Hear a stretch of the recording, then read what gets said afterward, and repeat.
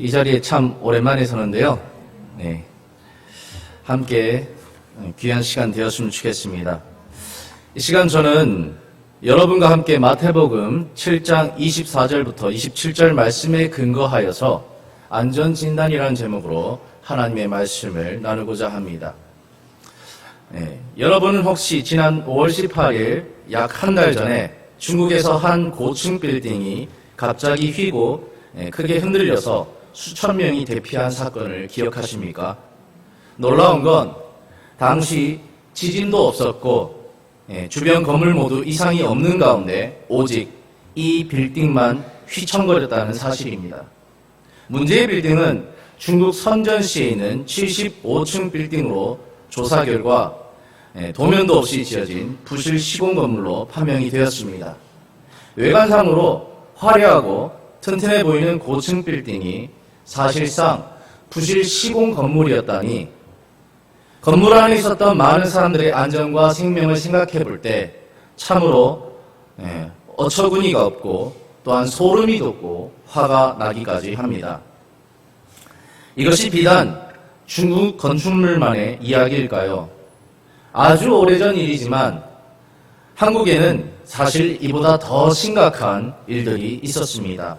언급하기에 조금 죄송스러운 부분도 있지만 1994년 10월 21일 오전 7시에 성수대교가 붕괴하였죠. 그리고 그로부터 1년도 안 돼서 1995년 6월 29일에는 서울 서초동에 소재한 삼풍백화점이 갑자기 붕괴된 사건을 예로 들 수 있겠습니다. 이때 전쟁에 버금가는 인명피해가 있었습니다.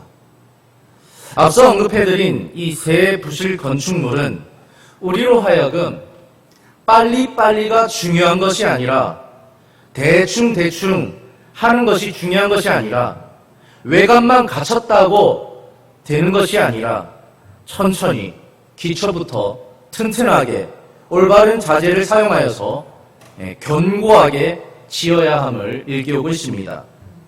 사랑하는 성도 여러분, 오늘 본문 역시 건축물에 대한 이야기를 하고 있습니다. 바로 집에 관한 이야기입니다. 오늘 본문에는 두 종류의 집이 있다고 우리에게 말씀하고 있습니다. 견고하게 반석 위에 지은 집과 부실하게 모래 위에 지어진 집입니다. 아마도 이 두 집은 외관상으로 볼 때 크게 차이가 없어 보입니다. 그리고 둘 다 튼튼해 보이기까지 합니다. 그렇다면 둘 중 어떤 집이 반석 위에 지은 견고한 집이고 어떤 집이 모래 위에 지은 부실한 집인지를 알 수 있을까요? 사실 외관상으로 둘 다 똑같아 보이기 때문에 분별하기가 어렵습니다. 그러나 오늘 본문은 그 분별법을 이렇게 제시하고 있습니다. 다 같이 한번 따라해 볼까요? 태풍을 만나면 알 수 있다. 비가 내리고 창수가 나며, 여기서 창수라는 말은 홍수입니다.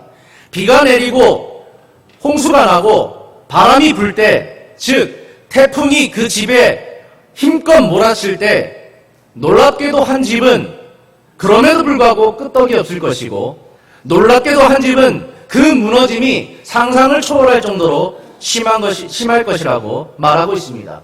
그때야 비로소 저 집은 반석 위에 지은 집이구나, 저 집은 정말 모래 위에 지은 집이구나, 이렇게 분별할 수 있게 된다고 말합니다. 사랑하는 성도 여러분, 앞서 설명해드린 이 두 집의 이야기는 비유입니다. 예수님께서 직접 말씀하신 비유이죠. 이것은 우리네 신앙에 관하여서 말씀하신 부분입니다. 말씀을 듣고 순종하는 신앙과 말씀을 듣기만 하고 순종하지 않는 우리네 신앙을 말입니다. 그러나 누가 반석 위에 지은 집의 신앙인지, 누가 모래 위에 지은 집의 신앙인지는 분별이 어렵습니다. 그것은 오직 인생의 태풍을 만날 때, 그때에만 드러나게 됩니다. 성경은 태풍을 또 다른 말로 고난, 환난, 박해, 위기 등으로 묘사하고 있습니다. 우리는 인생에서 이러한 태풍을 만났을 때, 그때 우리는 우리 자신의 신앙의 민낯을 발견하게 됩니다. 나 자신의 신앙 본질과 직면하게 됩니다.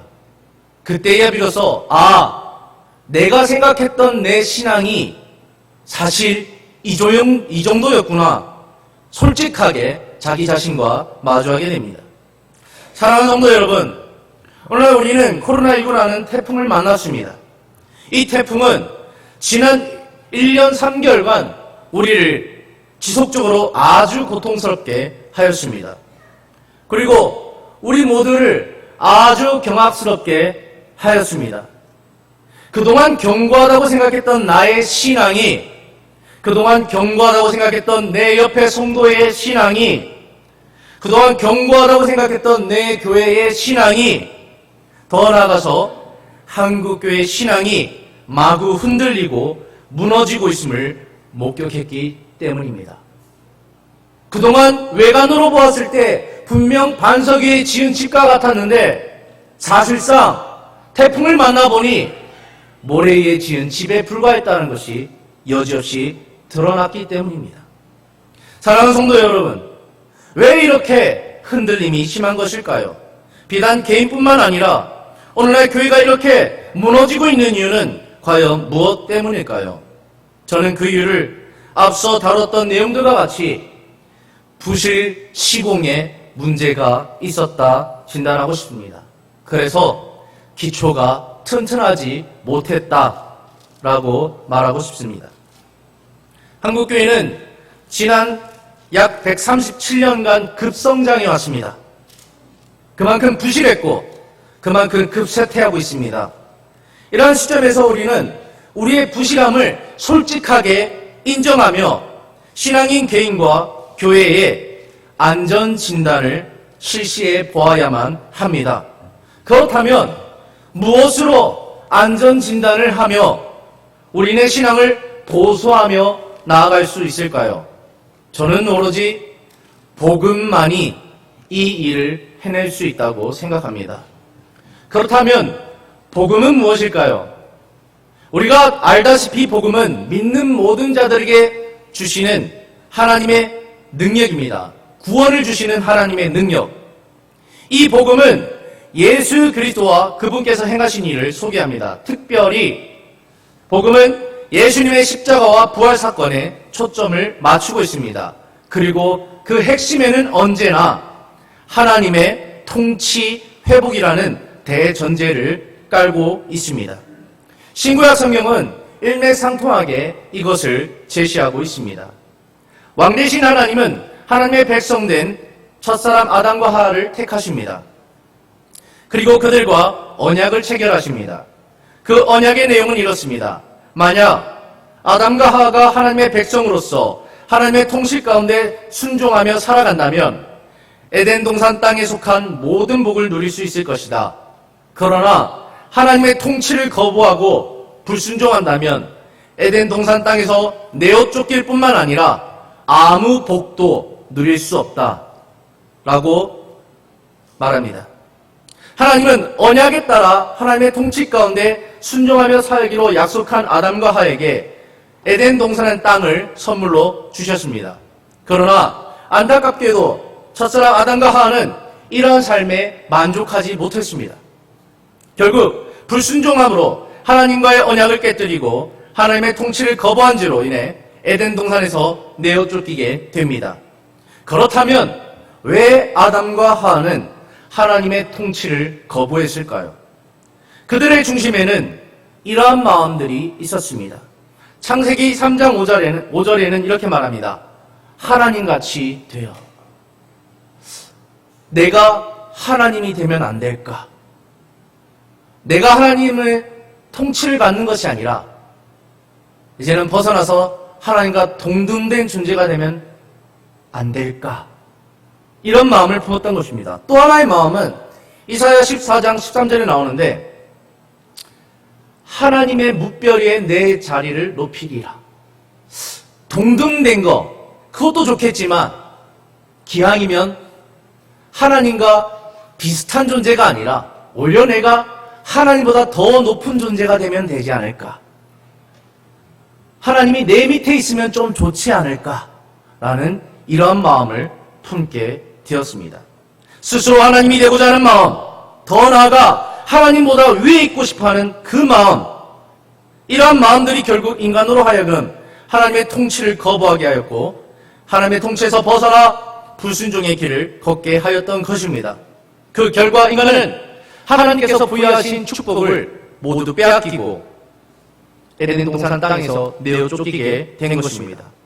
무엇보다도 하나님과의 단절이라는, 하나님과 더 이상 교제할 수 없는 이 지옥과 같은 삶의 결과를 낳게 되었습니다. 이러한 인간 삶의 실상은 사사기를 통해 이렇게 표현합니다. 사사기 21장 25절에는 그때에 이스라엘 왕이 없으므로 사람이 각기 자기의 소견대로 옳은 대로 행하였더라 말하고 있습니다. 더 이상 왕이 없으므로 더 이상 누릴 복이 없는 비참한 상태, 불완전한 인생이 스스로의 인생을 책임져야 하는 위태로운 상태, 하나님을 떠난 인간의 삶은 그저 외롭고 허무하고 두려움밖에 없습니다.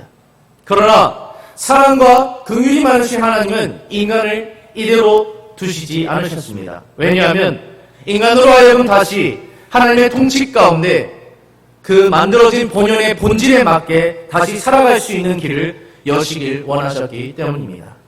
그래서 이사야 53장 6절에 보면 우리는 다 양 같아서 그릇 행하여 각기 제 길로 가거늘 여호와께서는 우리 모두의 죄악을 그에게 바로 예수 그리스도께 담당시키셨도다 말씀하고 있는 것입니다. 하나님은 하나님의 통치에서 벗어나 그릇 행했던 우리 모두의 죄가를 하나님의 독생자이신 예수 그리스도께 담당시키시고 예수 그리스도로 인하여 다시 한번 우리가 하나님의 통치 가운데 살아갈 수 있는 길을 여셨습니다. 그러므로 예수 그리스도의 십자가 부활의 사건을 믿는 자마다 죄를 용서함받고 침례를 받고 성령을 선물로 받아 성령으로 인하여서 바른 지각이 있어 분명 이렇게 고백하게 됩니다. 로마서 14장 7절 8절 우리 중에 누구든지 자기를 위하여 사는 자가 없고 자기를 위하여 죽는 자가 없도다. 우리가 살아도 주를 위하여 살고 죽어도 주를 위하여 죽나니 그러므로 사나 죽으나 우리가 주의 것이로다. 다시 말하면 하나님의 통치 가운데 살아갈 수밖에 없는 존재임을 고백하게 되는 것입니다.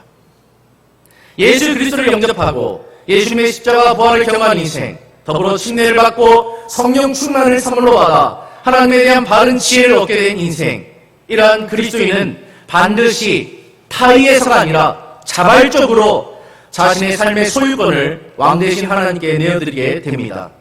그리고 그분의 백성으로서 그분의 통치 가운데 약속하신 언약에 따라서 그분의 명령에 순종하며 오로지 나 자신을 위해서가 아니라 왕 대신 주님만을 위해서 살기를 약속하게 됩니다.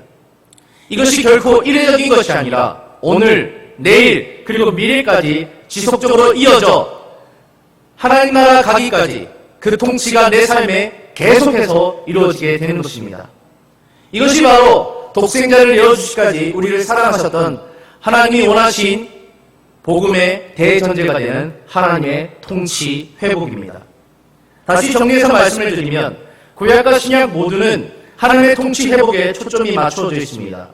왕 대신 하나님께서 백성된 우리를 택하시고 우리와 언약을 체결하시고 우리가 하나님의 통치 가운데 순종하면 땅, 즉 복을 부여하시고 불순종하면 모든 것을 거두신다 말씀하십니다. 그러므로 우리로 하여금 예수 그리스도를 통하여서 하나님과의 화목을 이루고 다시 한번 하나님의 통치 가운데 살 것을 초청하고 있는 것입니다. 우리로 하여금 하나님의 통치 가운데 순종하는 삶을 선택하라 말씀하고 계십니다. 이러한 전반적인 내용이 바로 죄인인 우리에게 구원의 손을 내미신 하나님의 복음이 되는 것입니다. 사랑하는 성도 여러분, 그동안 한국교회의 강단은 대체적으로 하나님의 통치 회복이라는 복음의 핵심, 이 대전제와 맞지 않게 부실한 다른 복음을 제시한 경향성을 보입니다. 그로 인해 한국교회 성도들의 신앙은 겉으로는 화려하고 견고해 보이지만 사실상 그 내면은 참으로 부실하였다는 것을 깨닫게 됩니다. 그렇다면 그동안 한국교회가 대체적으로 전한 부실한 복음에는 어떤 것들이 있는지 함께 몇 가지만 살펴보고자 합니다. 먼저 가장 잘못된 이해로 내세적인 복음을 들 수 있겠습니다. 여러분 많이 들어보셨을 것입니다. 예수 믿고 천국 가세요. 전도할 때나 다른 사람에게 신앙을 권면할 때 많이 사용하는 말이죠. 예수 믿고 천국 가세요. 또 전도할 때 많이 쓰는 말이 있습니다. 예수 천당 불신지요. 예수 천당 불신지요. 이 두 문장을 들을 때 여러분은 어떻게 인지하게 되십니까? 아마도 천국과 지옥은 죽어서 가는 곳이구나. 기독교 신앙은 죽을 때 필요한 것이겠구나. 그래서 나중에 죽기 전에만 믿으면 되겠구나. 이렇게 인식하게 되지 않으십니까? 저는 이러한 문장들이 그동안 분명 좋은 쪽으로 쓰였다고 생각합니다. 하지만 한편으로는 복음을 현재가 아닌 죽음 이후의 사후세계, 즉 내세적인 색채로 바꾸었다는 사실도 공존하기 때문에 저는 부실한 복음이라 진단하고 싶습니다. 놀랍게도 교회 안에서 당신은 왜 예수를 믿으십니까? 물어보면 많은 분들이 한결같이 천국 가려고요 라고 대답합니다. 왜 예수를 믿으세요? 저는 천국 꼭 가고 싶습니다. 왜 우리는 이렇게 내세적인 경향성을 가지게 되었을까요? 저는 그 원인이 먼저는 헬라 철학에 있다고 생각합니다. 사실상 유대인들에게서 하나님의 나라는 이 땅에서부터 출발하여서 이르는 나라, 도달하는 나라의 개념으로서 전달되었습니다. 그러므로 그들에게서 현재의 삶은 무척이나 중요했습니다. 여기서 이렇게 살지 못하면 하나님의 나라에 도달할 수 없을 뿐더러 하나님의 나라에서도 그렇게 살 수 없다라고 진단되었기 때문입니다. 그러나 이 유대 땅이 식민지 지배하에 헬라 철학과 뒤섞이게 되면서 하나님의 나라는 이 땅에서 출발하여 이르는 하나님의 나라에서 현재가 분리되고 죽음 위에 가는 나라, 이데아의 세계와 같은 유토피아 같은 곳으로 뒤바뀌어버리기 시작합니다. 따라서 현재의 삶은 중요하지 않고 죽어서 가기만 하면 된다는 경향성이 아주 짙어졌습니다. 이 극단에 있는 것이 바로 영지주의입니다. 육은 더러우니 아무렇게나도 살아도 된다. 내 영만 천국에 가면 된다라는 이 영과 육이 분리된, 삶과 신앙이 분리된 극단에 이르는 그런 신앙까지, 이단까지 생겨나기 시작했습니다. 저는 그 영향이 오늘날 우리에게까지 미치고 있다고 봅니다. 이러한 내세적인 복음은 참으로 위험합니다. 왜냐하면 이 땅에서 지금 내 삶에서 출발해야 될 하나님의 나라, 무엇보다 중요한 하나님의 통치가 내 삶에 이루어지는 것을 저 멀리 죽음 이후에나 던져버릴 수 있기 때문입니다. 지금 해야 되는데 나중에 저 먼 곳에서 죽음 이후에나 할 것으로 바꿔버릴 수 있기 때문입니다. 하나님의 통치 회복이라는 복음의 대전제를 그저 천국 가는 티켓으로 만들 수 있기 때문입니다. 교회 안에 이런 내세적인 복음은 어떤 결과물을 낳았습니까? 제가 다 설명하지 않아도 성도 여러분께서 이미 다 인지하고 계시리라 믿습니다. 죽어서 가는 하나님의 나라라는 인식은 결국 삶의 부재를 낳았습니다. 함께 따라해 볼까요? 삶의 부재. 그 결과 영어식 표현으로는 썬데이 크리스천, 한국식 표현으로는 무늬만 기독교인들, 이런 그리스도인들을 많이 양성하게 되었습니다. 오늘 본문식 표현으로는 하나님의 말씀을 듣고 행하지 않는 모래 위의 집들, 곧 무너지게 될 집들만 많이 짓게 되었다는 것입니다.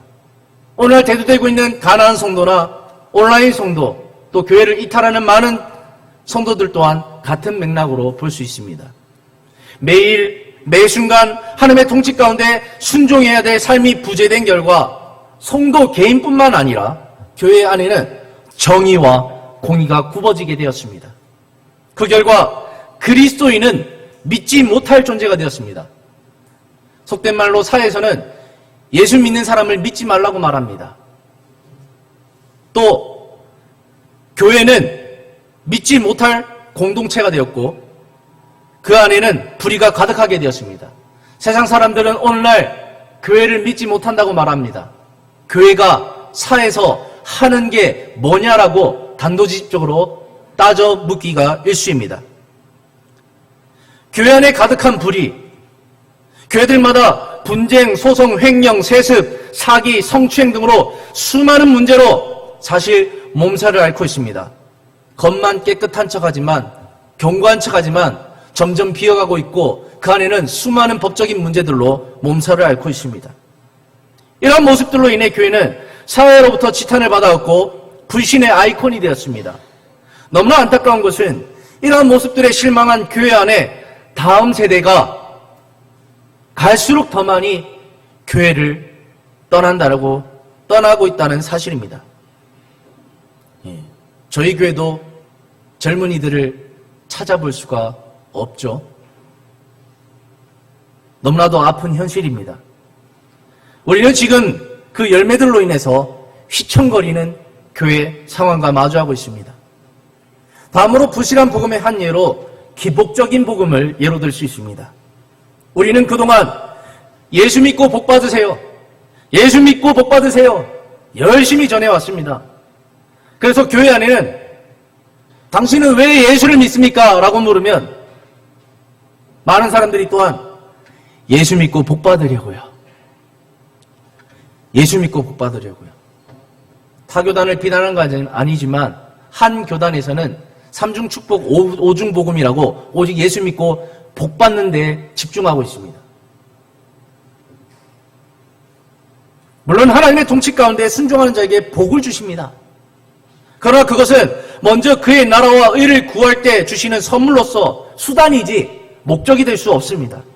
따라서 우리는 주객이 전도되어 복이라는 선물을 위해서 먼저 그의 나라와 의를 구해서는 안 됩니다. 순수하게 뜻이 하늘에서 이루어진 것처럼 나의 순종적인 삶을 통해 하나님의 뜻이 이 땅에 이루어지는 것을 소망하며 나아가야 하겠죠. 우리의 목적은 오직 하나님이 되어야 합니다. 신앙생활을 함에 있어서 그 어떤 다른 목적이 존재해서는 안 됩니다. 하지만 하나님의 통치가 부재된 신앙은 하나님을 돈이라는 목적을 위한 수단으로 여기게 되며 확실한 투자처럼 생각하게 됩니다. 성경만큼 확실한 게 없죠. 하나님께 투자하라. 그러면 30배, 60배, 100배를 주리라. 얼마나 확실한 투자처입니까? 그래서 하나님을 돈신으로 탈바꿈시킵니다. 심는 대로 거둔다. 내가 투자한 만큼 분명히 거둔다. 이런 확실한 투자처로 하나님을 돈신으로 여기기 쉽습니다. 안타깝게도 오늘날 교회 안에는 하나님의 통치가 아닌 다른 목적들이 수도 없이 존재하고 있습니다. 이럴 때일수록 우리는 예수님께서 내 집은 만민이 기도하는 집이지 장사하는 집이 아니다. 이 하신 말씀을 깊이 되새겨야 합니다. 하나님과 장사하는 모습들, 성도 간에 장사하기에 모인 모습들, 이 모습들은 교회의 본질과 하나님의 통치와 너무나도 멀어진 모습들입니다. 마지막으로 부실한 복음 중에 하나인 종교적인 복음에 대해서 여러분과 나누고자 합니다. 그동안 한국교회는 주일 성수에 목숨을 걸어왔습니다. 왜냐하면 신앙생활에 있어서 가장 중요한 것이 예배라고 생각했기 때문입니다. 예배면 다다. 이런 마인드가 강했기 때문입니다. 그래서 성도들로 하여금 주일만은 꼭 지켜라. 주일만은 꼭 예배 드려라. 이렇게 강조해 왔습니다. 그래서 한국교회 성도들은 대부분 주일로 삼은 일요일, 이 날을 소중하게 생각하게 되는 경향성을 갖게 되었습니다. 그런데 여기서 문제점이 발견되게 됩니다. 한국교회 안에 이 주일 성수가 너무 강조되다 보니 성도들의 의식 가운데 주일 날만 교회에 나오면 된다. 그리고 예배만 드리면 된다. 라는 식의 생각이 싹 트고 어느덧 자리를 잡게 되었습니다. 이것은 분명 종교적 경향성이며 하나님의 나라 통치와 전혀 부합하지 않습니다. 그 이유를 설명해 드리면 우리는 자칫 이 예배를 정한 날, 드리는 예배를 정한 날, 이 일요일, 이 하루를 주일로 착각합니다. 하지만 다른 월, 화, 수, 목, 금, 토 이날 또한 주님의 통치가 존재하는 주님의 날입니다. 다만 구별하여 하루를 정해서 모였을 뿐인 것입니다. 근데 우리의 머릿속에는 자꾸 일요일만 주일이다, 주일만 지키면 된다, 평일을 던져버리는 경우가 있습니다. 그리고 일요일에만 예배를 드리면 된다는 생각, 이러한 생각이 짙습니다. 그러나 우리는 일요일에 드리는 예배로 끝나는 것이 아니라 사실 이 예배는 사실 삶의 예배를 위한 더 중요한 삶의 예배를 위한 이 회복의 장소, 하나님과의 회복, 하나님께 힘을 부여받는 귀중한 시간에 불과합니다. 우리는 일요일에 드리는 예배로 끝나는 것이 아니라 매일의 삶의 예배, 즉 하나님의 통치 가운데 순종하는 삶으로 나아가야 합니다. 내 가정에서, 내 직장에서 정말 나의 삶을 통해서 예수 그리스도의 영광이 빛나도록 최선을 다해서 불법한 행위를 하지 않고 정직하게 정말 진리를 따라 살아가는 그 모습, 부지런하게 성실하게 살아가는 그 모습이, 그러한 삶의 예배가 성경은 더 중요하다고 말하고 있습니다. 잠언 21장 3절에 보면 이런 말씀이 있습니다. 공의와 정의를 행하는 것은 제사를 드리는 것보다 여호와께서 기쁘게 여기시는 것이라. 공의와 정의가 무엇입니까? 올바른 삶입니다. 하나님 앞에 똑바로 사는 것, 이것이 예배를 드리는 것, 제사를 드리는 것보다 하나님을 기쁘게 여긴다고 말하고 있습니다. 우선순위를 생각해 볼까요? 공의와 정의를 행하는 것이 우선입니까? 예배를 드리는 것이 우선입니까? 우리 한국교회 신앙의 방향성은 예배를 드리는 것이 우선이고 공의와 정의는 나몰라라는 성향이 아주 짙죠. 또한 이런 말씀이 있습니다. 마태복음 5장 23절 24절에 그러므로 예물을 제단에 드리려다가 거기서 내 형제에게 원망될 만한 일이 생각나거든 예물을 제단 앞에 두고 먼저 가서 형제와 화목하고 그에 와서 예물을 드리라. 주중에 이웃과 대판 쌓아놓고 하나님 앞에 예배 드리러 오는 거 하나님께서 빠꾸시킨다는 겁니다. 나 예배 안 받을 테니까 가서 화해부터 하고 와. 나 예배 필요 없어. 네가 형제와 화목하는 게 더 중요해. 백날 예배 드려도 가서 이웃과 다툰다면 그 예배가 예배이겠느냐라고 우리에게 강력하게 질문하는 것입니다. 예배보다 더 중요한 것이 바로 형제와 화목하는 것, 바로 내 이웃을 내 몸과 같이 사랑하는 것이라고 말하고 있습니다. 예배보다 더 중요한 것은 바로 이렇게 하나님 통치 아래 순종하는 삶이다라고 말하고 있습니다. 그러나 한국교회 성도들의 현실은 주일과 평일을 분리하며 살아갑니다. 평일에는 하나님이 없이 자기의 뜻대로 살고 주일에만 하나님을 찾는 척하며 정말 딱 예배만 드리고 다시 자신의 삶으로 나가기가 일쑤입니다. 이 모습은 마치 종교 생활하는 모습과 같습니다. 그러므로 우리는 매일 매 순간 주일 하나님의 통치라는 개념을 통해서 우리 자신의 신앙을 개혁할 필요가 있습니다. 만약 우리가 매일 주일로 여기고 순종의 삶을 산다면 우리는 분명 이런 종교적인 기독교에서 벗어나 참된 신앙으로 나아갈 수 있을 것입니다. 더불어 인생의 거센 풍파, 이 태풍과 같은 위기 가운데도 끄떡없는 반석 위에 지은 집과 같이 견고하게 설 수 있을 것입니다. 이 시간 함께 부실한 복음에 관하여 3가지 정도만 살펴보았는데 사실 이 밖에도 교회 안에는 다른 부실한 복음들이 많이 존재합니다. 예를 들면 예수님은 우파다. 정치적인 복음이죠. 기독교는 무조건 우파다. 예수는 우파다. 예수는 무조건 보수다. 정치적인 복음이죠. 예수와 상관없는 복음입니다. 예수님은 예의범절이다. 유교적인 기독교. 교회 안에 장류 유사가 등장하고 하나님의 사랑과 섬김보다는 낮아짐보다는 겸손보다는 교회에서 어른 노릇하려고 하는 이런 모습들, 유교적인 복음입니다. 또 예수님은 사상이다. 예수님을 하나의 철학적인 사상으로 교양 활동하듯이 이렇게 철학적인 복음으로 여기는 경향성도 있습니다. 또 예수님은 큰 무당이다. 이 샤머니즘적 복음이죠. 얼마 전에도 한 목사님이 이빨을 금으로 만들기 위해서 열심히 샤머니즘적인 활동을 교회 강단에서 했죠. 성령께서 이빨을 금으로 바꿔주신다고. 이처럼 무속적이고 주술적이고 샤머니즘적인 활동들이 교회 안에서 아주 많이 존재하고 있습니다. 이렇게 교회 안에는 우리가 생각지 않게 많은 부실한 복음들이 존재하고 있습니다. 시간은 짧고 다룰 내용은 많기 때문에 이런 많은 내용을 다룰 수 없어서 저는 여러분과 세 가지만 한번 다루어 보았습니다. 사랑하는 성도 여러분, 앞서 함께 나눈 이 부실한 복음들은 결코 하나님의 나라, 하나님의 통치에 부합하지 않습니다.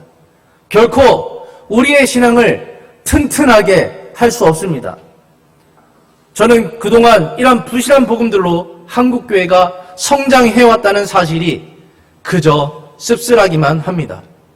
이제 말씀을 결론 짓고 마치겠습니다.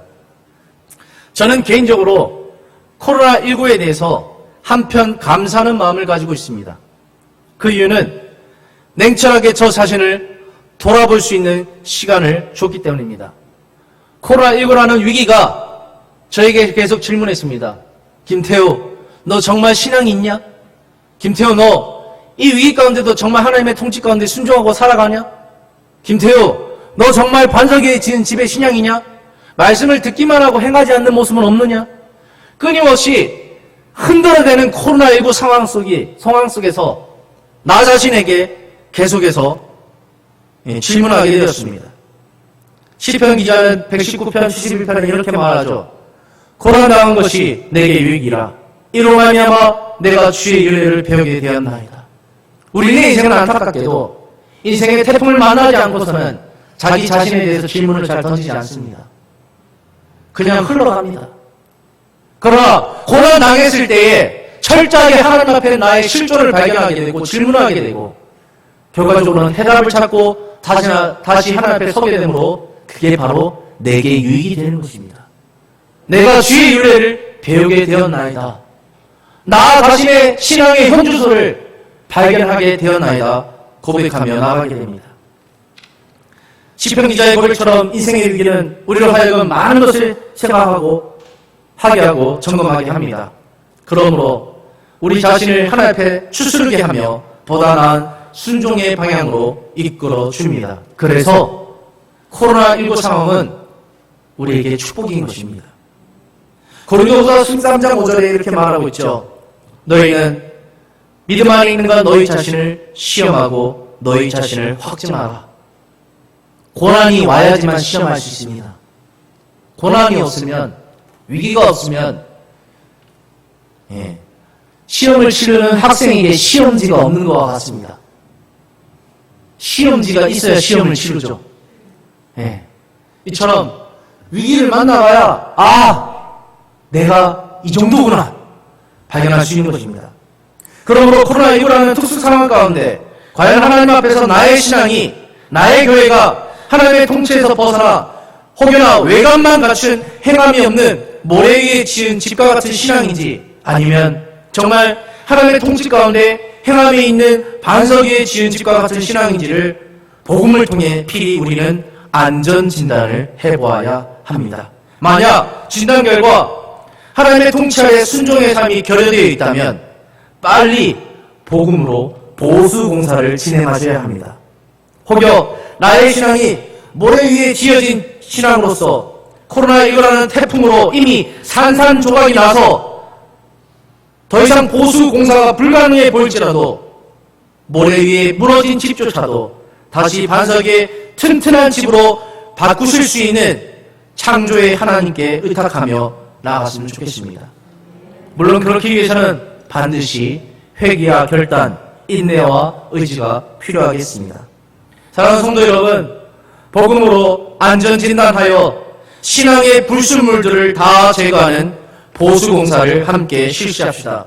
그리하여 오로지 하나님의 통치 가운데 순종하는 반석 위의 집과 같은 신앙이 되도록 합시다. 그러한 저와 여러분 그리고 행복한 교회가 되길 소망합니다. 기도하겠습니다.